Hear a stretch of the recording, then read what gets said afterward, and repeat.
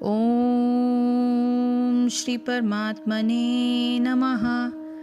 कर्मणि अकर्म यः पश्येत अकर्मणि च कर्म यः सः बुद्धिमान् मनुष्येषु सः युक्तः कृत्स्न कर्म कृत। कर्मणि यानी कर्म में, अकर्म अकर्म, यह जो पश्येत देखता है, अकर्मणि अकर्म में, कर्म सकाम कर्म, स यानी वह, बुद्धिमान बुद्धिमान, मनुष्येषु मानव समाज में, युक्त दिव्य स्थिति को प्राप्त, कृत्स्न कर्म कृत, सारे कर्मों में लगा रहकर भी। जो मनुष्य कर्म में अकर्म और अकर्म में कर्म देखता है वो सभी मनुष्यों में बुद्धिमान है और सब प्रकार के कर्मों में प्रवृत्त रहकर भी दिव्य स्थिति में रहता है। तात्पर्य, कृष्ण भावनामृत में कार्य करने वाला व्यक्ति स्वभावतः कर्म बंधन से मुक्त होता है।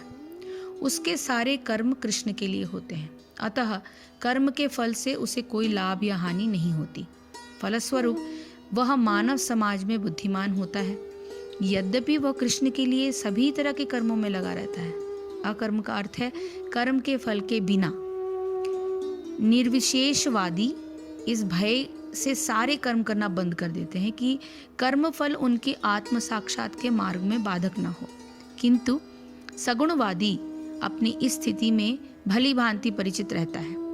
वह भगवान का नित्य दास है, अतः वो अपने आप को कृष्ण भावनामृत के कार्यों में तत्पर रखता है। चूंकि सारे कर्म कृष्ण के लिए किए जाते हैं, अतः इस सेवा के करने में उसे दिव्य सुख प्राप्त होता है। जो इस विधि में लगे रहते हैं वे व्यक्तिगत इंद्रिय तृप्ति की इच्छा से रहित होते हैं। कृष्ण के प्रति उसका जो नित्य दास्य भाव उसे सभी प्रकार के कर्मफल से मुक्त करता है।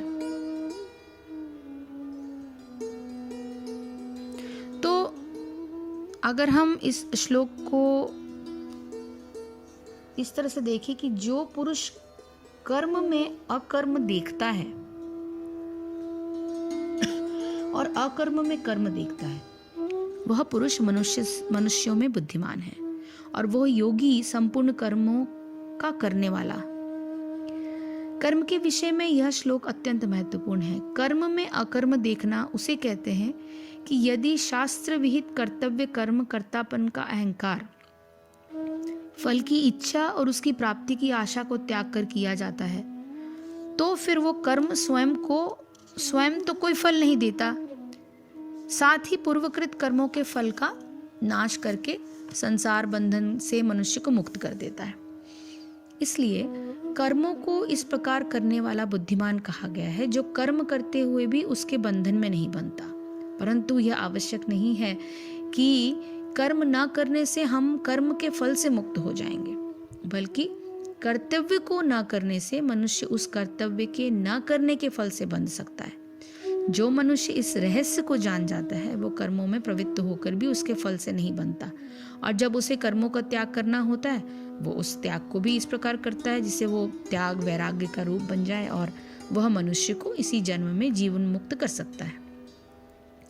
इसलिए ऐसे मनुष्य को योगी कहा गया है और उसे समस्त कर्मों के करने का सुपात्र बनाया गया है, क्योंकि उसने कर्म के रहस्य को और कर्मों के त्यागने के रहस्य को भली प्रकार समझ लिया है।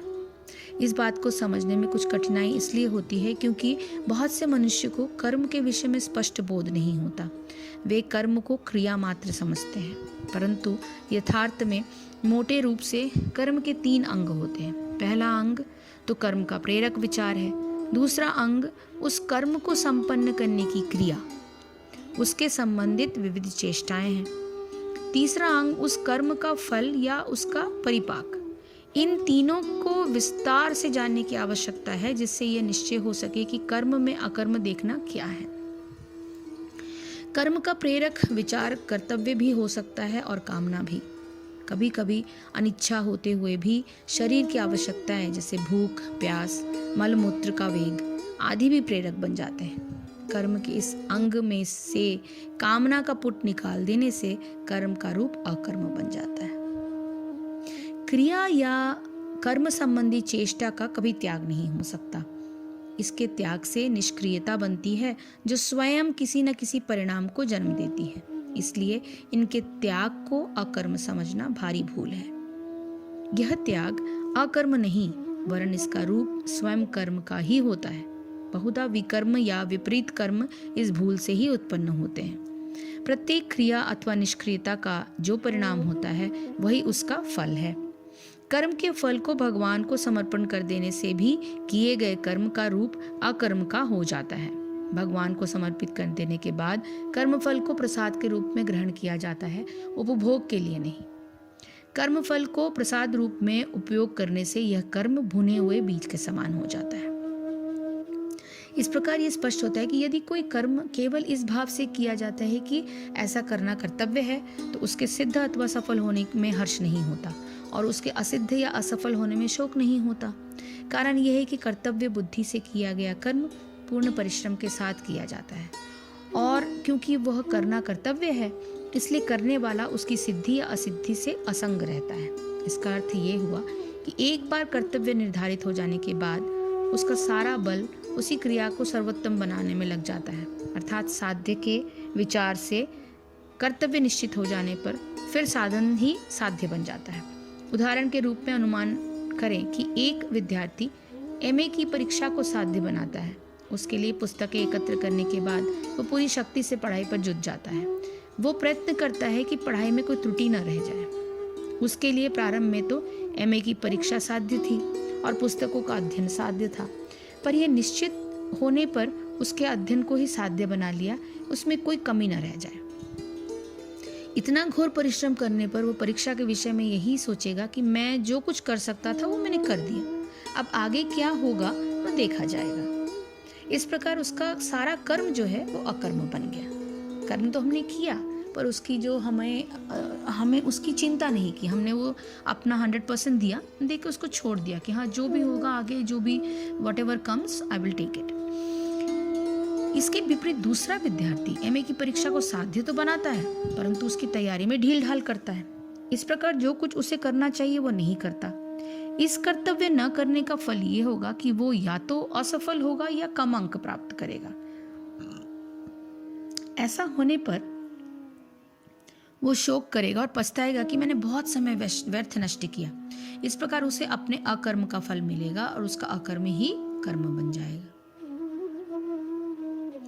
इस विवेचन से यही निष्कर्ष निकला कि जो व्यक्ति अपने कर्मों के प्रति जागरूक है और बहुत सावधानी से कर्तव्य निश्चित करके कर्म करता है, उसके कर्म उत्कृष्ट कोटि के होते हुए भी अकर्म बन जाते हैं। इसलिए भगवान ये कहते हैं कि इस प्रकार कर्म करने वाला युक्त अथवा योगी कहा जाएगा और वास्तव में वही व्यक्ति कर्म करने के योग्य है।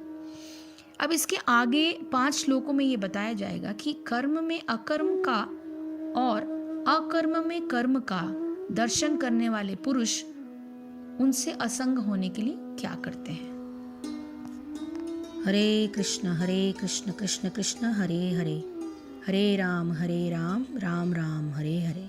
जय श्री कृष्ण, जय गुरुदेव।